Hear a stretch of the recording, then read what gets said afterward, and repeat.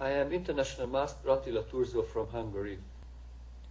In this lecture, I would like to show how I achieved my goal step by step. The goal which I prepared at home when I was planning to play an International Master tournament in May in 2006 in Budapest. I played with the black pieces against the Turkish player Edgard Kajar. He started with the E pawn, he moved E2, E4. I played E7, E5. After knight F3, I continued with knight C6. And here he played bishop B5, the Ruy Lopez opening. Against this opening, in the last months, I prepared a system which I tested sometimes over the internet in blitz games, and it worked out fine, and I decided to try it in the real game too. My idea was to develop the pieces in the following form. I wanted to develop the C8 bishop to D7, the F8 bishop to G7, and my goal was to start a kingside attack and continue the kingside attack with F5 with the pawn storm on the kingside. And my goal was to mate the white king. So that was the original goal. I wanted to give a mate for the white king, and that would be the process to move the pawns with G6, F5, and then support the pawn storm with pieces. The G8 knight can be developed to both from H6 and then to F7 later, or originally it can be moved to F6, or sometimes also possible to move to E7. It depends on the white setup. So after bishop B5, I played A6 first to be ready to play later B5 if needed. Played bishop A4, bishop takes C6 would lead to the exchange variation. After bishop A4, I started to play my plan. So this was the first step, D6. He played C3. White's plans to build up a nice pawn center and maybe later attack on the queen side with later pawn storm. And now tries the pin with bishop D7.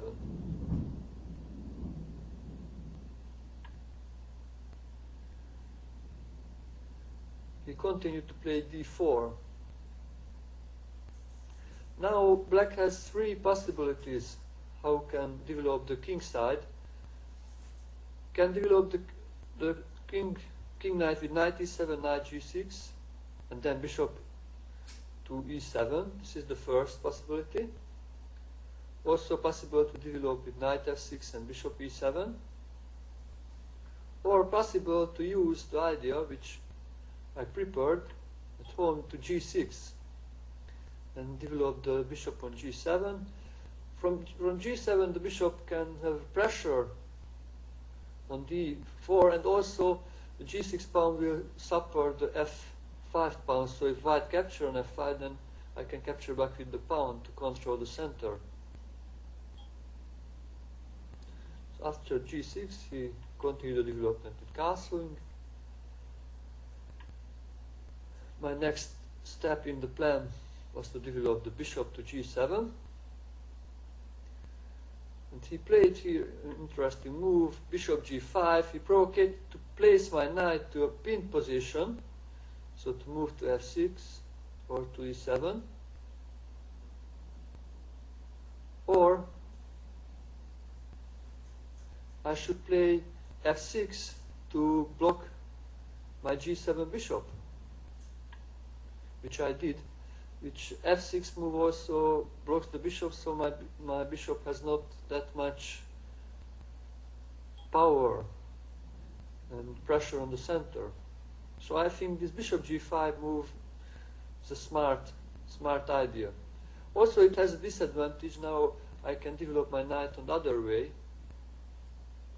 So the f7 square will be available for my knight, and from f7 it can control e5 and d6. Should go back to e3, and now I should be very fast because he may plan queen d2 to control h6 and preventing my knight to go to h6.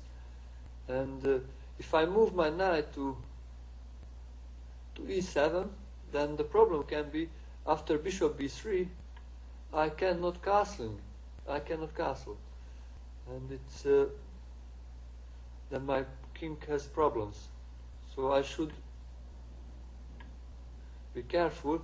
I played knight h6. I plan to play the knight to f7, and if need, then queen e7 first to be ready to capture back the knight.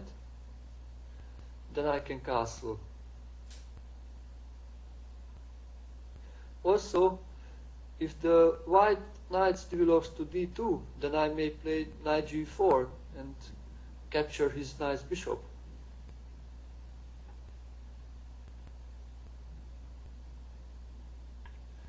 He prevented it with h3 move.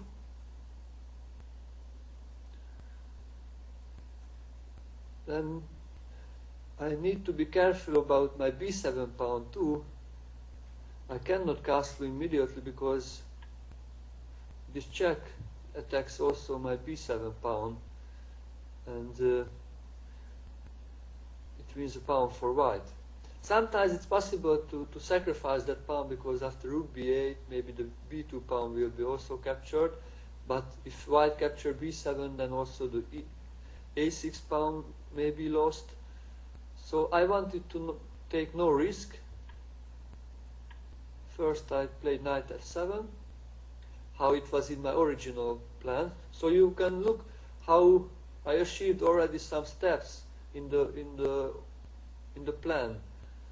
So I developed the bishops and the knight, and I'm ready to castle, and then continue the original idea to play with f5 and to go closer and closer by move to my original plan to mate the white king. Played bishop b3, then I defended the knight with queen e7. Also, this is next step for my plan because the queen will support the attack on the king side. Rook e1. This rook could be strong if I would capture, maybe on d7 sometimes, if black captures, because then the e pawn have a possible movement with e4, e5 later, and then the rook has an open file. But if I don't capture on d4, then that rook has no really threats because it's blocked by the e4 pawn. So I castled. All minor pieces are developed. Now time to continue the plan and create the next phase of the plan for the middle game, because I think now the middle game now starts because all minor pieces developed and also my rooks are connected, and in that time when our rooks are connected then starts the middle game. So my goal is to attack the king, and for that I need to advance the kingside pawns to give more space for pieces and open files and diagonals for the pieces to use for attack.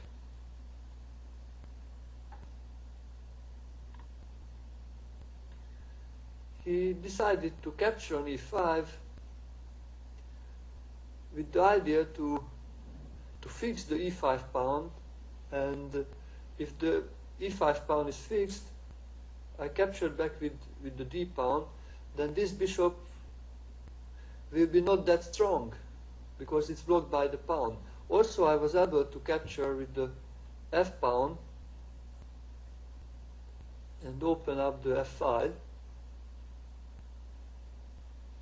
But in this time, if I capture with the f pawn, then I have no pawn to advance. Okay, I have a half-open file for attack, but I have no pawn to advance. And I decided I would like to have the pawn for an advance instead of the half-open file, so I captured with the d pawn.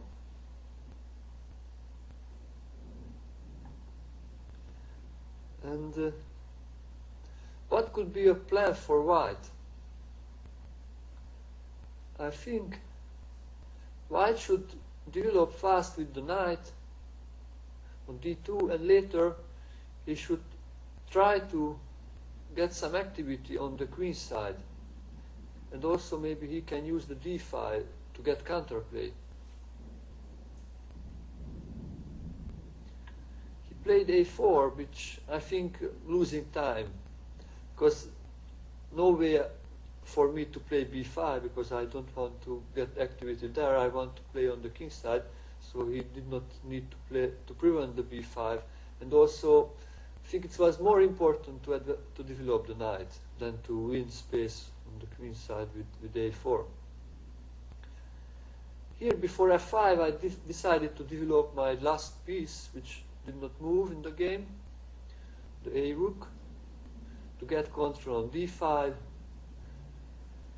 and to be ready for the kingside attack with the other pieces. He played knight bd2, and here I made my last preparation before the pawn advance started. I played king h8 to moving away from the pin. Then everything is ready for the f5 move. He developed the queen to e2, and now I should move the f pawn and can threatening with f4 move to attack his bishop. And you look now, it's became closer and closer the original goal to attack his king, because now after f4, g5, g4, sometimes h5 can suffer the pawn storm, which would lead a big space advantage for black, and the space can be used for driving their pieces, and the pieces may mate white king. So with f5 move, I attack the e5 pawn, the e4 pawn, and also I'm ready to play f4 and g5. I think here he made a mistake. He captured my f5 pawn, and after I captured back with the pawn, I got two very strong pawns, two mobile pawns, which can be used for attack. I think it would be much better for white to start the pawn advance on the queen side. So first capture on f7, so b pawn will be no more blocked, and after black captures back, should play b4. And this way white would get counterplay on the queen side. I should follow, I guess, the similar way to try to play f4 and then the bishop f6 and f5, h4, h5, g4. But he did not make this. After my f5 move, he captured. I was very happy to look this, because I could capture back with also with other pieces, but then the e4 square would be available maybe for his knight, and that would be very nice. That would be the ideal position for white, so I should capture with the pawn.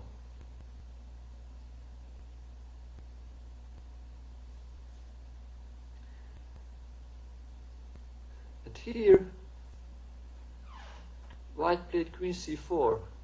I think it's a start of a suicide maneuver.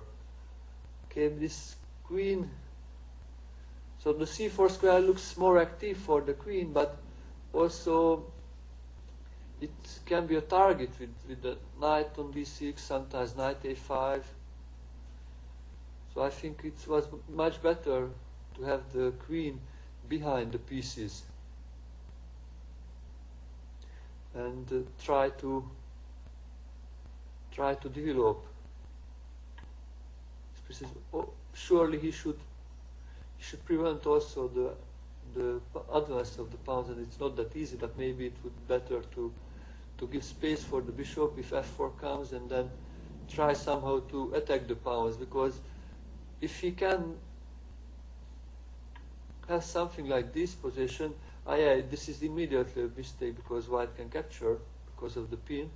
So you can look if f4 is prevented already. And also if e4, then sometimes if white can block the pawns, the e and the f pawns, then white can get a good position, and then later those pawns can be a target. So black should be also very careful and only advance the pawns when they can both advance, or can be supported well with pieces, maybe sometimes e4 and after knight e5. But he decided to play here with c4, and it helped me to continue my original plan and go closer to my goal. You look now, his king can be attacked later, maybe on the g5. Also, I have more and more space on the king side, and when I have more space, then I will start to bring my pieces closer to his king. I decided to play here e4 to win more space and get the very important e5 square for a knight, if it's possible. And maybe I would try to play f4 and f3, try to exchange white g pawn to open up the position for his king. He played bishop c5, attacking move, which looks a little dangerous, also opens up the file of his rooks, but I calculated, I was not worried about this move. I played knight d6. Okay, I blocked the bishop, and also I attacked his queen, and also very important, I opened up the f5 for the rook. Now this queen is in trouble. I think it should go back to f1 or to e2, and then the white position is still playable. Black is better because of his superiority in the center, but white is position still playable. But he played queen d5. He centralized his queen, but this was a suicide centralization, because it has no more squares to move. So if it would be attacked with any black pieces, it could not move away. It has no squares. So it should be very important also to think about the concrete moves, not only general ideas to put a piece in the center, but also you should look what will happen if the opponent attacks that piece.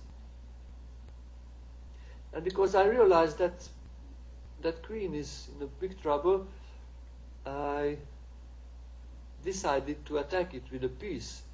I need two moves for that. How would you attack with the minor piece? How would you attack the queen? How would you maneuver a piece? Bishop e8. Yes, I decided to play bishop f7 to attack his queen. And this was the last moment when he could save the game, and he should play knight f1 and then give space for the queen to retreat. Of course, I cannot capture an f3 because the e pawn is pinned and the e7 queen would hanging. But here he decided to play knight c4. One more attacking move, so it looks like an attacking move. But this attacking move is a losing move, because after bishop f7, his queen should go back, and then the f7, then the knight would be hanging. C4 knight would be hanging.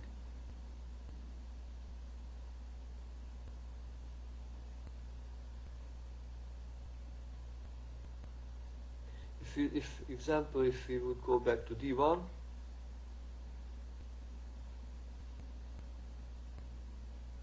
then I can capture, because the trick is my queen is hanging, but after bishop take E7, I can also capture his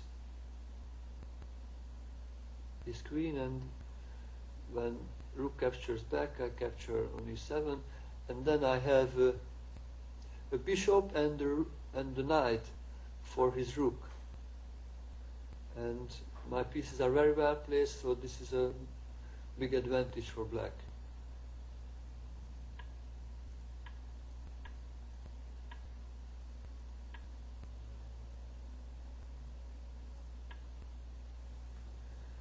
In this position, he captured on D6 with the bishop, which was maybe one of the best moves. I should capture back with the pawn on D6.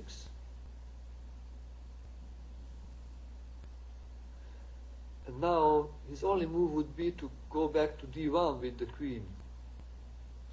But also after this I would have a huge advantage because of D5, and then I have a fantastic center, and also his knights are badly placed. He should go back. Then after this bishop move I pin the knight, and if he moves out from the pin, I can come with the queen, and later this I should move from this 5, so it's no more pin. This is the E pawn is attacking the F3 knight. If it goes back, that after knight E5, my original plan would be succeed. I think it would be achieved soon, because his king will be very weak and my pieces are very strong. I can advance the pawns to win more and more space and use the space for attack with the pieces. But it would be stronger than his move, because after capturing back, he moved the queen to D2, and this led to a position where I could calculate a variation where I can win a piece. I played B5, tried to use the bad situation of the B3 bishop. I attacked the knight to move, captured, on B5 I captured back. He played knight A5, and also his F3 knight is hanging, but my queen is pinned. But there is a possibility to use this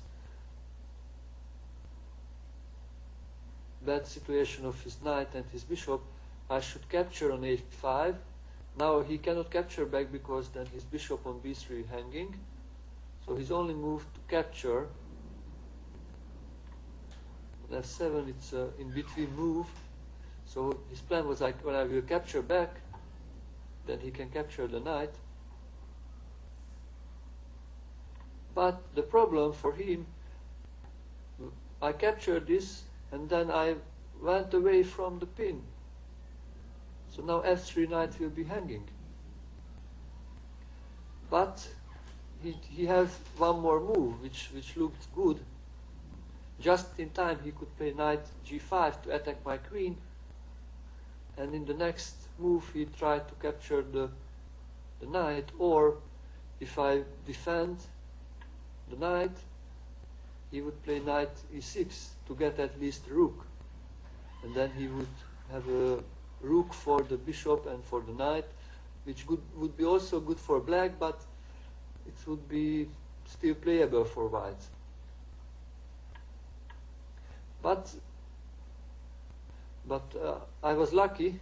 I calculated longer than he, because I looked this position 5 moves before, and there I decided to play queen G6, because I realized this knight has no squares to retreat.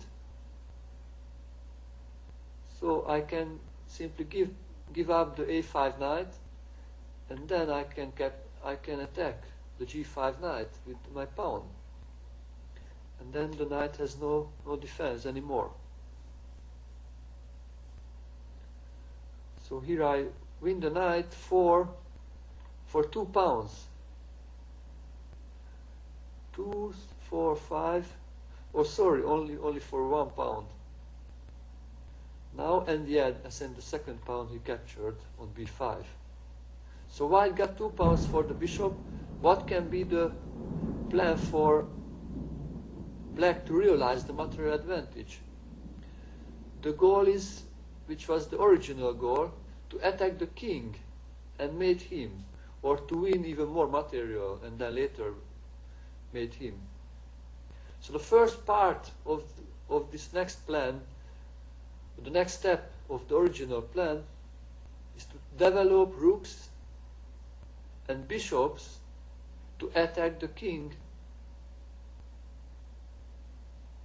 And then in the next step would be somehow try to weakening the white king side even with provocate some of the pawn moves, and those weak squares, example, if he will play g3, then the weakened f3 and h squares to use to break into the position.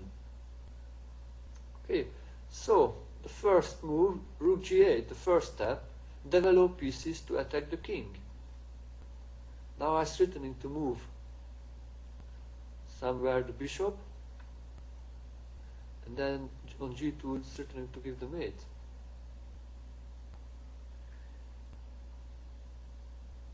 He played rook d1.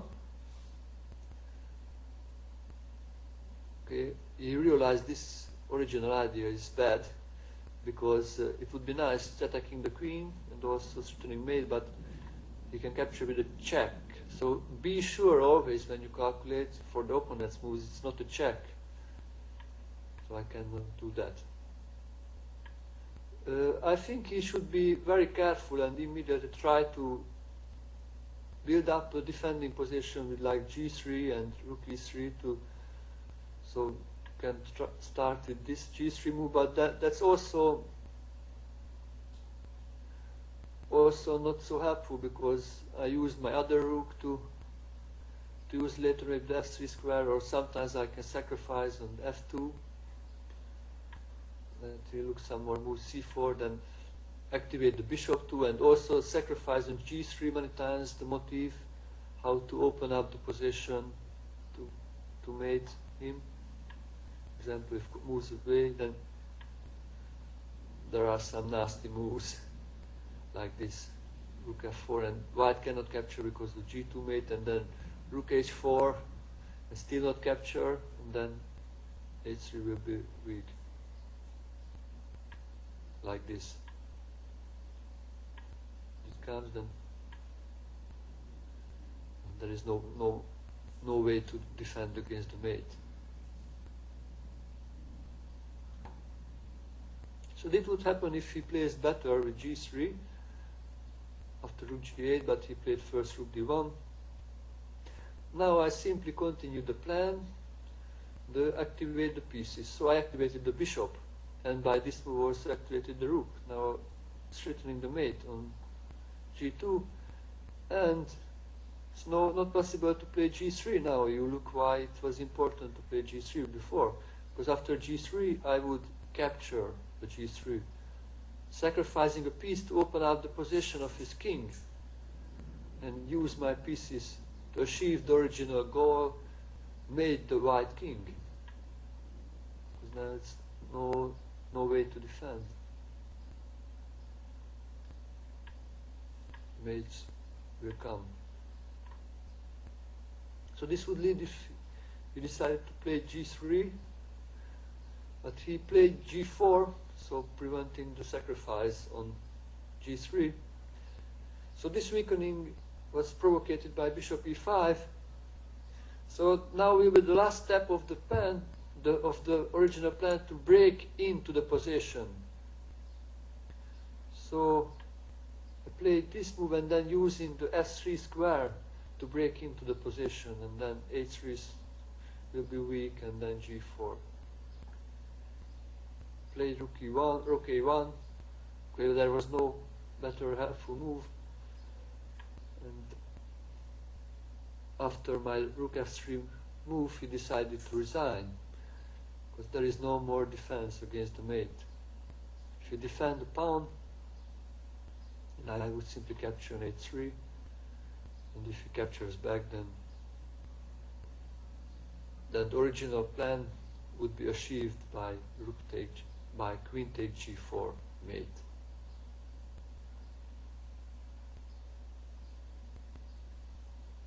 So this was the process, how I achieved my original goal step by step.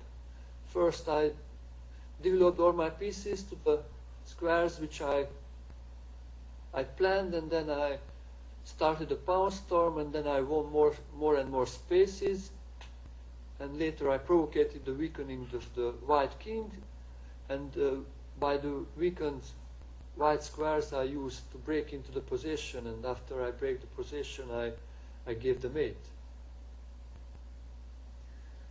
I wish you can use this example to build up your attacks, and try to use the process to build up always a plan. First set up a goal, and then try to make steps for how you will achieve. So try to make 3-4 steps for your goal, and that would materialize a nice plan, and with the plan you have always a good chance to win the game.